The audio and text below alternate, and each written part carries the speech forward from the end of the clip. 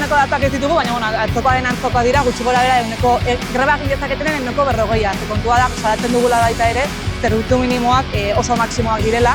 Orduan, greba egin dezaketenen artean 40%ko jarraipena izaten ari da gutxi gora bera. Gaur, azaroak 4, Nafarroako Lanbide Heziketa Publikoko 3 grebetan, bigarren egunean gaude murgilduta, eta atzoko eguna jarraipen handiko mobilizazio eguna izan bazen, gaurkoa ere hala izaten ari da, eta oso agerian gelditu da Lanbide Heziketako irakasle guztien haserrea eta nekea ez. Azkenean, Lanbide Heziketako legea eta duala ezarpena izan delako improvisatua eta baliabiderik gabekoa, eta are gehiago murrizketekin, ez?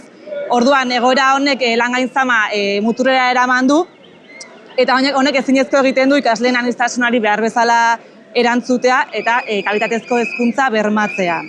Jimenok atzo esan zuen 116 irakasle gelditu zirela, baina datu hauek eguerdian eman zituen. Orduan, ezinezkoa da datu hau benetakoa izatea, jakinda eskola asko arratsaldez izaten direla. Errealitatea bestelakoa da. Atzoko datuen arabera, badira ikastetxeak non 180ko jarraipena baino handiagoak izan zen, eta bataz beste gutxi gora bera orokorrean 140 baino jarraipen altuago izan dugu ikastetxe guztietan. Departamentuak hau badaki, horregatik erabaki zuen atzo adibidez foroan parte ez hartzea.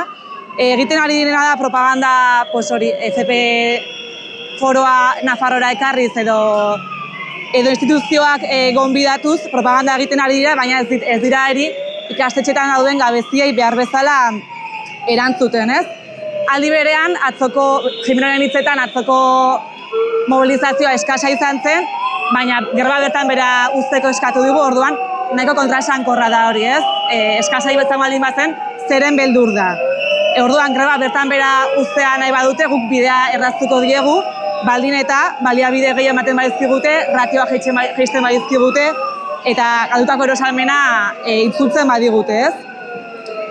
Orduan gauzak horrela, greba hauek ekintza kolektiborako deia ere badira, eta ikasle kalitatezko hezkuntza jasotzeko duten eskubidearen aldarria ere bai. Lanbide Heziketa Publikoak baliabide gehiago behar ditu, eta hezkuntza plana behar bezala bermatzeko eta irakasleek beren laingarkarga eta improvisaziorik gabe aurrera eraman izateko bidea hau da, ezta, borroka.